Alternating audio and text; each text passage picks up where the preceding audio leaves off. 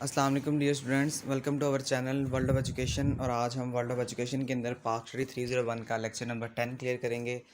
और lecture number 10 clear करने से पहले वही रिक्वेस्ट है आपसे जो कि मैंने आपसे पिछली वीडियोस में भी की थी कि काइंडली जो वीडियोस हैं आपके लिए बनाने में बहुत ज़्यादा मेहनत लगती है। मेरी अपनी भी जो स्टडी है वो इस टाइम कंटिन्यू है, तो मैं बहुत मुश्किल से टाइम निकालता हूँ आपके लिए जो वीडियो बनाने के लिए। तो काइंडली मेरे चैनल को अगर आपने सब्सक्राइब नहीं किया तो सब्सक्राइब कर लें और इसको अपने दोस्तों के साथ शेयर भी कर दिया करें। वीडियो अच्छी लगने पर लाइक भी कर दिया करें, क्योंकि मुझे भी इसका थोड़ा बहुत फ़ायदा मुझे भी जो है वीडियोस बनाने का वो जो है वो हो सके। तो पाक स्टडी का लेक्चर नंबर 1 डिस्कस करते हैं। और इसके अलावा मैं आपको इसी वीडियो में इंग्लिश हैंडआउट्स के साथ साथ उर्दू हैंडआउट्स भी दिखा दूंगा, ताकि आपका जो कॉन्सेप्ट है वो मज़ीद अच्छी तरह क्लियर हो सके। कुछ स्टूडेंट्स इंग्लिश हैंडआउट्स को देख के बहुत ज़्यादा कंफ्यूज हो जाते हैं कि पता नहीं क्या हो गया है, इंग्लिश हैंडआउट्स में आ गए हैं। तो वहाँ पर जो अनफॉर्चुनेटेड स्टूडेंट्स होते हैं वो अपना जो माइंड लेवल है वो लूज़ कर देते हैं। इस वीडियो में आपको उर्दू हैंडआउट्स जो है वो दिखाने का मकसद यही होगा, आप अपना कॉन्सेप्ट क्लियर करने के बाद उसको अपनी राइटिंग में, अपनी सेल्फ राइटिंग में जो है वो पेपर में लिख सकें। तो देखें, the Congress ministries political toward rewards. अब कांग्रेस जो मिनिस्ट्री थी पॉलिटिकल टुवर्ड मुस्लिम्स था, वहाँ पर उसके बारे में सब बात करेंगे। इसके टॉपिक्स देख लें, इलेक्शन है, प्रोविंशियल गवर्नमेंट्स है, और फिर उसके बाद इनकी पॉलिसीज़ है और मुसलमानों का इस पर रिस्पॉन्स है। तो गवर्नमेंट ऑफ इंडियन एक्ट क्या था? Government of Indian act 1935 as a short question भी आता है। अच्छा, मुझे एक मेरे स्टूडेंट ने मैसेज किया था, रिप्लाई किया था कमेंट करके, मैं हमें कहा था कि आप हमें ना शॉर्ट क्वेश्चन भी साथ साथ बता दिया करें। तो शॉर्ट क्वेश्चन मैं अपनी वीडियो में आपको साथ साथ बताता देता हूँ, आप उसको नोट डाउन कर लिया करें। और इसके अलावा एमसीक्यू जो होते हैं वो भी मैं आपको साथ साथ जो है वो कवर अप करवा दिया करूँगा। तो आप काइंडली, अगर आपके पास फिजिकली हैंडआउट्स मौजूद हैं तो आप फिजिकली हैंडआउट्स के अंदर उसको अंडरलाइन कर लिया करें, ताकि आपको अच्छी तरह याद रहे कि हमने क्या पढ़ा था और क्या सीखा था और क्या आ सकता है क्या नहीं आ सकता। और जो मैं आपको बताता हूँ वो ओवरऑल जो हुआ है पिछले सालों में वो रिपीट हो रहा होता है। यानी कि विर्चुअल का एक सिस्टम है कि पास्ट पेपर से आपका जो तकरीबन पेपर होता है वो ऑलमोस्ट 50 to 60% आ जाता है। तो जो मैं आपको चीज़ बताता हूँ तो आप काइंडली उसको अंडरलाइन कर लिया करें, ठीक है। तो अब बात करते हैं गवर्नमेंट इंडियन एक्ट क्या था। गवर्नमेंट इंडियन एक्ट जो था 1935 का, वो फुली प्रोमुलगेटेड था। प्रोमुलगेटेड का मतलब नाफिज कर दिया गया था। But the only provincial part were introduced in the country. Muslim League and the Congress criticise उन्होंने इसे क्रिटिसाइज़ किया कि जो गवर्नमेंट ऑफ इंडियन एक्ट है 1935 का, वो हमारे जहाँ मुसलमानों की मेजोरिटी ज़्यादा है वहाँ पर क्यों जो है वो नाफिज किया गया है। तो जो मुस्लिम लीग थी और जो कांग्रेस थी उन्होंने क्रिटिसाइज़ किया, but agree to content provincial election. लेकिन अब क्या था, अब वो एग्री हो गए थे इस पर कि ठीक है, अगर आपने लगा दिया तो इस पर कोई मसला नहीं है, हमारे प्रोविंशियल इलेक्शन जो है वो सेपरेट होने चाहिए। अब 1937 के इलेक्शन है उस पर बात की जाए तो the elections of 1937 was held with the restricted France and separate electorate. अब बहुत ज़्यादा रिस्ट्रिक्शंस थी मुसलमानों पर जब 1937 के इलेक्शंस हुए थे। एक सेपरेट जो इलेक्शंस थे वो तो हुए थे, लेकिन बहुत ज़्यादा रिस्ट्रिक्शन के साथ, पाबंदियों के साथ हुए थे। तो जो the Congress projected itself and an all India force representing all religious and factions of the society. The Muslim League contested for the Muslim seats. जो मुस्लिम लीग थी वो उन्होंने क्या किया था, कॉन्टेस्ट किया था, फतह किया था मुसलमानों को सीट्स के लिए। यानी कि जब जो मेजर पार्टीज़ थी उनके अंदर जो मुस्लिम लीग के जो पीपल थे, मुस्लिम लीग के जो बंदे थे, उन्होंने फतह हासिल की थी मुसलमानों के लिए। There were a tough competition from the other Muslims organisation. ये बहुत ज़्यादा टफ कंपटीशन था जो मुस्लिम ऑर्गेनाइजेशन थी उनके साथ। द इलेक्शंस वर जो वॉज कम्प्लीटेड इन फरवरी 1937। जो इलेक्शन थे वो कम्प्लीट हुए थे 1937 के अंदर। इसके अलावा the Congress got majorities in 5 provinces. जो कांग्रेस थी उसे फतह हासिल हुई थी 5 ख़ास तौर पर जो प्रोविंसेस थे वहाँ पर, that is the Madras, UP, CP, Bihar and Orissa. It emerged as the largest party in Mumbai and won 704 out of 1585 general seat. यानी कि 704 सीटें जो थी उन्होंने जीत ली थी 1585 जो है सीटों में से। इसके अलावा आगे बात की जाए तो फॉर्मेशन क्या होता है प्रोविंशियल गवर्नमेंट्स का, फॉर्मेशन बात करें तो जुलाई 1937 के अंदर Congress formed government in 6 provinces. As a MCQs पूछा जा सकता है आपसे कि जुलाई 1937 के अंदर कांग्रेस ने कितने प्रोविंसेस के अंदर गवर्नमेंट को बनाया था, फॉर्म किया था। तो आपको पता होना चाहिए कि 6 प्रोविंसेस थे जहाँ पर गवर्नमेंट ने बनाया था। इसके अलावा ये एमसीक्यूज इस तरह से भी एक क्विज में आया हुआ था कि इन जुलाई, और ये जो ईयर है यहाँ पर डैश डाला हुआ था, Congress formed government in 6 provinces. तो आपको यहाँ पर डेट का भी पता होना चाहिए, क्योंकि ये एज अ MCQs दो से 3 क्विज़ थे पिछले ईयर हमने अटैम्प्ट किए थे। तो पिछले ईयर में क्विज़ के अंदर जो आया हुआ था वो 2 तरह से MCQs आ सकता है, तो मे बी आपको भी MCQ 2 तरह से पूछा जा सकता है। फिर NWFP में हमने पीछे बात की थी बलूचिस्तान के साथ, इसका जो नाम लिखा हुआ था वो आपने याद रखना है। और बाकी इसके अलावा इसके अंदर कुछ नहीं है, आगे चलते हैं। अच्छा, ये जो 2 टॉपिक्स हैं ऊपर वाले, मैं आपको ना ये उर्दू हैंडआउट्स के अंदर भी साथ साथ जो है वो दिखा देता हूँ ताकि आपका कॉन्सेप्ट जो है वो क्लियर हो सके। जी, ये देखें लेक्चर नंबर 10 है। यहाँ पर आप थोड़ी देर के लिए वीडियो को स्टॉप कर लिया करें, वही बातें होती हैं जो मैंने आपको बता दी होती हैं।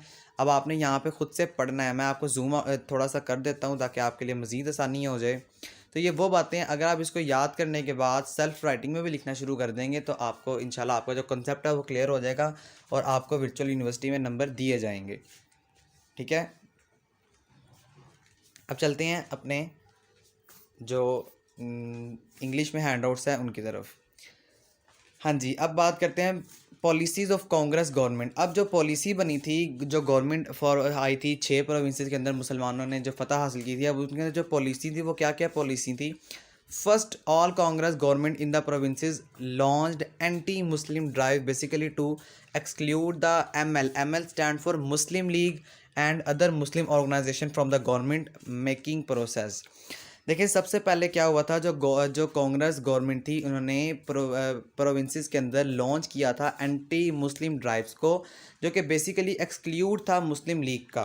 क्या मतलब है इसका कि सबसे पहले सूबों में कांग्रेस की तमाम हुकूमतों ने जो अहम आएगा यहाँ पर, इसने अलिफ ये और M लिखा हुआ है, ML, ठीक है, सॉरी ML ही आएगा, अहम आगे आएगा। ML और दीगर मुस्लिम तंजीमों को हुकूमत साजी के अहम अमल से खारिज करने के लिए बुनियादी तौर पर मुस्लिम मुखालिफ मुहिम शुरू कर दी थी, जबकि कांग्रेस कायदीन को पता चल गया था कि ML फिर स्टैंड फॉर मुस्लिम लीग की जो आवाम है, आवाम में जड़ें हैं।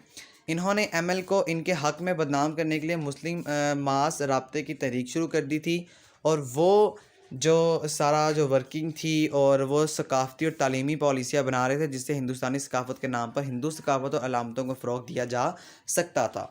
इसी जो बात है, इसको अगर इंग्लिश के अंदर देखा जाए तो देखें क्या हुआ था यहाँ से। अब the Congress leaders had come to know, अब कांग्रेस लीडर्स को पता चल गया था that the Muslim League has got roots in the message. वही बात है जो कि उर्दू हैंड्स में मैंने आपको समझा दी है कि जो मुस्लिम लीग है वो लोगों के इनके तक जाने बसती हैं, और ये आगे जो आइंदा इलेक्शन है उसके अंदर ये लोग परफॉर्म अच्छा कर सकते हैं और गवर्नमेंट को भी हमसे गेन कर सकते हैं। फिर उसके बाद क्या था, बस यहाँ तक इसको याद रखिएगा। एज अ आपसे MCQ ही पूछा जा सकता है, इसके अंदर बाकी कुछ भी पूछा नहीं जा सकता। आप अपना कॉन्सेप्ट क्लियर कर लें, इसका इससे कोई क्वेश्चन वगैरह नहीं आ सकता। मुस्लिम रिस्पॉन्स क्या था आगे से ये आ सकता है, एज MCQs में आपसे पूछा जा सकता है कि जो 1937 के इलेक्शन हुए थे उसके अंदर मुसलमानों ने किस तरह से रिस्पॉन्स किया था, तो ये आपने याद रखना है। The Muslims were well aware of the tactical and inclination of the Hindus Muslim. इसके अलावा they arrange a close monitoring of the government. अब इन्होंने क्या किया था, इन्होंने ऐसे अरेंजमेंट्स किए थे जिससे ये क्लोज मॉनिटर कर सकते थे गवर्नमेंट को। यानी मॉनिटर करने का मतलब ये है कि ये देख सकते थे कि हम लोग जो है वो किस तरह से गवर्नमेंट से रब्ते कर सकते हैं, और ये या इनकी नाचाकियों को वो जो मुसलमान है वो देख सकते थे। दे पब्लिसाइज देयर पॉलिसीज़। अब इन्होंने अपनी पॉलिसीज़ को पब्लिकली कर दिया, यानी ओवरऑल जितना भी उस टाइम हिंदुस्तान में लोग मौजूद थे, हिंदू मौजूद थे, जितनी भी पार्टीज़ मौजूद थी, ब्रिटिश गवर्नमेंट मौजूद थी, उस उनके सामने अपनी जो पॉलिसीज़ थी उनको बनाकर उनको एक्सप्लेन किया एंड रेज द इशूज़, और अपने इशूज़ को रेज़ करना शुरू कर दिया। Mobilisation of the Muslim on those matters require keen probability to collect the original fact of the Hindus authorities. इसका मतलब क्या है यहाँ पर, इसका मतलब ये है, देखें, ओके जी। अब क्या हुआ था, इन्होंने अपनी पॉलिसियों को आम किया, वही बात, और अमूर को उठाया। यानी जो अमूर का मतलब होता है जो कि इन्होंने उस टाइम इश्यूज़ थे उनको डिक्लेयर किया। इन मामलों पर मुसलमानों को मुतरक करने के लिए हिंदू मज़ालिम के असल हक़ाइक़ को जमा करने के लिए गहरी तहकीकात की ज़रूरत थी। आगे बात करते हैं जी, जो रिपोर्ट पेश हुई थी, शरीफ रिपोर्ट मार्च 1939 के अंदर पेश की गई थी। Muslim League dispute mister Sharif with members to investigate the injustice under the directional rule of the Hindus. This report mainly collect the fact concentrating on ill treatment of the government with the Muslims in Bihar इसका मतलब क्या है कि अब मुस्लिम league ने dispute किया था मोहम्मद शरीफ के साथ मेंबरशिप को, और इन्होंने इन्वेस्टिगेट किया था। अब यानी कि मोहम्मद शरीफ ने इन्वेस्टिगेट किया था कि किस तरह मुसलमानों के साथ नाइंसाफ़ी हो रही है under the dictatorial role of the Hindus, यानी जो उस टाइम हिंदू अहम किरदार अदा कर रहे थे, जो बड़ी बड़ी पोस्ट पर उस टाइम जो है वो नाफिज थे, उन्होंने इस बात को इन्वेस्टिगेट किया था किस तरह से मुसलमानों के साथ जो है वो जो ज़्यादती है वो हो रही है। फजलुल हक रिपोर्ट क्या थी, ये भी एज अ शॉर्ट क्वेश्चन पूछा गया था। पिछली जो पास्ट पेपर्स है उनके अंदर हमने अपने स्टूडेंट्स को करवाया था, और मैंने ख़ुद भी ये एज अ शॉर्ट क्वेश्चन जो है वो दिया हुआ था, स्टूडेंट्स को बताया भी था फिजिकली उस टाइम, लेकिन इस टाइम मैं वीडियो में आ रहा हूँ तो इसलिए मैं आपको साथ साथ बताता जा रहा हूँ क्या चीज़ आपके लिए इंपॉर्टेंट है। तो फजलुल हक रिपोर्ट क्या थी, ए के फजलुल हक, जहाँ पर फजलुल हक का नाम आता है ना वहाँ पर ए डॉट के डॉट भी आता है। ये एज एमसीक्यू भी पूछा गया था, इस चीज़ को भी याद रखिएगा। इन्होंने पब्लिश किया था pamphlet entitled Muslim suffering under the rule of the Congress and made many alarming revelations. For example, forbidding of azan, attacks in mosque, noisy processions of the Hindus। और इसके अलावा ये अच्छा, ये तमाम तर चीज़ें वो है। अब ये जो काओ सेलेक्टर है आगे, इसका मतलब क्या है, अब इन्होंने पब्लिकली रिपोर्ट किया था, जितनी भी दुनिया थी उसको ये बताया था कि मुसलमानों के साथ साथ ये क्या जुल्म कर रहे हैं। ये फॉरबिडिंग ऑफ अजान कर रहे हैं, यानी अजान को रुकवा रहे हैं। अटैक्स इन मॉस्क, जो मॉस्क है, जो मसाजिद है, उन पर अटैक्स कर रहे हैं। इसके अलावा जो नॉइसी प्रोसेशन है हिंदूज़ का, वो भी कर रहे हैं। यानी कि नॉइसी प्रोसेशन से क्या मुराद है यहाँ पर, इससे मुराद ये है कि जो मुसलमानों के हकूक़ हैं वो नहीं अदा कर रहे हैं। तो ये देखिएगा यहाँ पर जी, इन तमाम इतलात में कांग्रेस हुकूमत को हिंदू राज बनाने की कोशिश करार दिया गया था, और जो मुस्लिम सकाफ़त है इनकी शनाख्त को मलगूब करना चाहती थी। ये मुसलमानों की मफादात के लिए एक सख्त ख़तरा था। वही बात है, जो हमारा इस्लाम है इसके मुताबिक जो मुसलमानों का रहन सहन है उसको ये क्या कर रहे हैं, ये ख़त्म करना चाहते थे। आगे देखें जी, मुस्लिम लीग एक्टिविज़म। मुस्लिम लीग ने क्या एक्टिविज़म किया था, मुस्लिम लीग क्या चाहती थी, उसके बारे में बात करेंगे। The Muslim League highlight the issues and mobilise the Muslim to counter them adequately. अब मुसलमानों ने क्या था, मुस्लिम लीग ने हाईलाइट किया था पूरी दुनिया के सामने, ब्रिटिश गवर्नमेंट के सामने हाईलाइट किया था। जो बड़े बड़े लोग थे उस टाइम, उनके सामने इन्होंने मोबिलाइज़ किया था, रिकॉग्नाइज यानी शनाख्त करवाई थी कि मुसलमानों को किस तरह से ये तकलीफ़ पहुंचा रहे हैं। इट रिकॉग्नाइज, इन्होंने पहचाना the Muslim community to cope with the situation, इस सिचुएशन को किस तरह हैंडल करना है, अब इन्होंने उसके लिए काम करना शुरू कर दिया था। The Muslim League arrange its session at Lucknow in October 1937 as a MCQ। ये भी पूछा गया था पिछले क्विज़ में कि जो मुस्लिम लीग है उन्होंने कब अरेंज किया था लखनऊ में अपना जो सेशन है, तो वो अक्टूबर 1937 को उन्होंने जो है वो अरेंज किया था। फिर many prominent leaders like Fazlul हक पार्टिसिपेटेड इन द सेशन। अच्छा, ये भी आ गया था, नाम आया हुआ था कि जो फजलुल हक है इन्होंने कब किस सेशन में जो है वो पार्टिसिपेट किया था, तो ये अक्टूबर 1937 में पार्टिसिपेट किया था, जो कि अरेंज किया गया था लखनऊ में। ठीक है, आगे Muslim leader shed a sharp criticism on the Congress policies.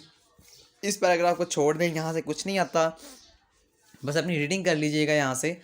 बस यहाँ तक आपका जो है वो लेक्चर नंबर 10 था। और ये देखें यहाँ से जो है सेकंड वर्ल्ड वार, ये एज MCQ पूछा जा सकता है आपसे, वैसे आया नहीं अब तक लेकिन हो सकता है आपसे पूछ ले कि जो सेकंड वर्ल्ड वार है सितंबर 1939 की, उसने प्रूव्ड किया blessing for the Muslim in a sense for the Congress ministry recognise in November 1939।